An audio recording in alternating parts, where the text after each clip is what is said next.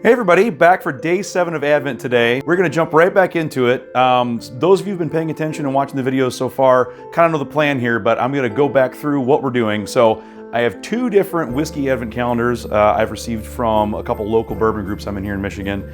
And the first one we're gonna do is a complete double blind. I have no idea what could be in this thing. I'm sure there's some good stuff. There might be some bad stuff. And if you've watched some of the videos, particularly day 4, I think, there's definitely some bad stuff.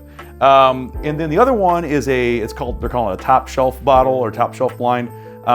We did a $100 or greater bottle, and we actually chose all of those, filled the sample bottles ourselves, handed them off to someone to then to label and package and distribute them back to everyone else. So those I at least know, and I have a list of what could be in there. So I've been taking some slightly more educated guesses on those, but that one's been kind of fun so far too. Also had an equal amount of good and bad surprises. So anyway, without further ado, let's jump into the first one. So this is our complete double blind. I noticed when I poured this, super light color compared to some of the other things we've seen. So that could be, it's an omen of some type. I don't know if it's good or bad.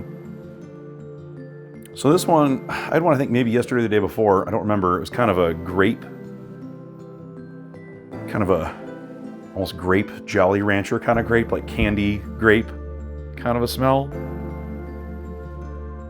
I smell some proof. I smell some ethanol. So this could be a little hotter than some of them we've gotten so far.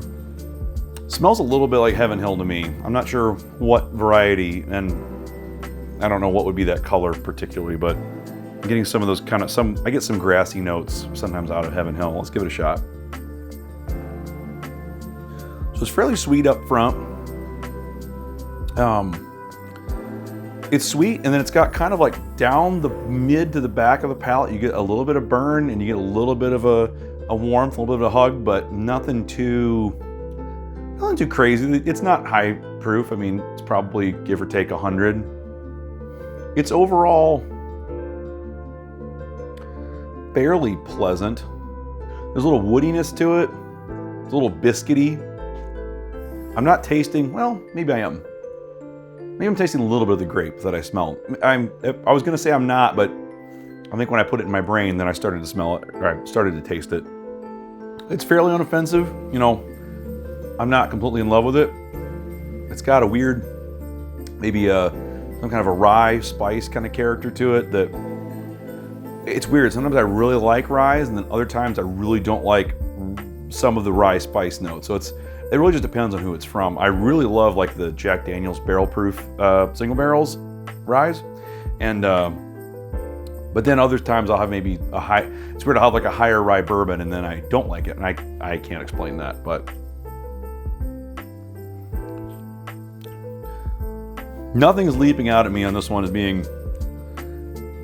good or bad. So I think what that means is it's a 50. Usually that's what middle of the road means. So let's move on to the top shelf bottle, the single blind.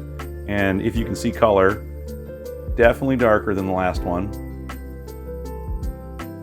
It's the other interesting thing, that one being so light in color.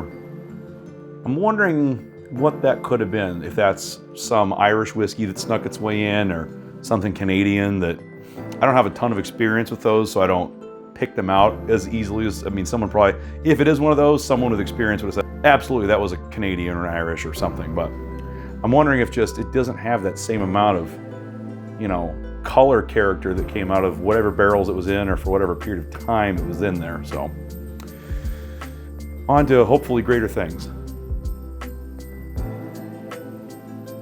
All right, this smells way better. Way better. I got sweet smells, I got cherry, I got some other red fruit smells. I almost caught like a whiff of almost like cigar in there, which is kind of funky. Some tobacco, maybe tobacco, a little bit of leather.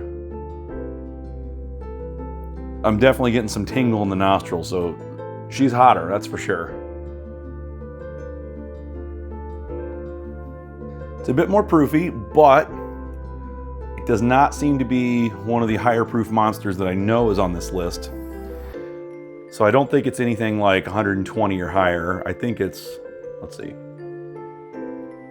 115, 116. 112. Ooh, 112 could be a good number.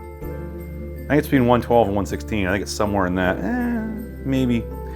It could be 120 and it just is really easy drinking, but I don't think it's hotter. I think it's right in those mid-1 teens. Bit more warmth in that finish. You know, the finish is nice. Nothing, I mean, this one's great. The nose is quite good. Again, there's a slight amount of grassiness or something that I'm not completely in love with. So it could be, so I know one thing on here, just 'cause I'm getting a little bit of that taste, and you know, I don't know if it's worth throwing these guesses out, but there is another Heaven Hill bottle in here, and it's that grain to glass wheated, and I think those, I don't know, I thought they were like 100 proof, but maybe they're like 110. If those are 110, I could be convinced that might be what this is. Yeah, this could be something like that, or, I mean, who knows? There's a, what are we at? We're at day 7, so there's a lot left. We're only through 6.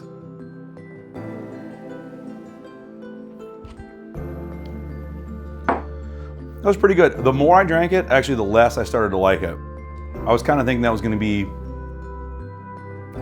mid-70s. I think it's going to be, I think it's like a mid-60. I'm going to do like a 64 on whatever you are, which I don't have a quarter, but I do have a washer this time to do my scratch off. So we're gonna move to something metal instead of my thumbnail. It only took me 6 days to decide that that was no fun. All right, scratching, scratching, scratching. What are you?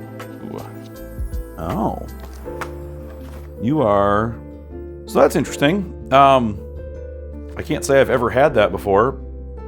I definitely haven't had it before. That was 2022 Bomb Burgers.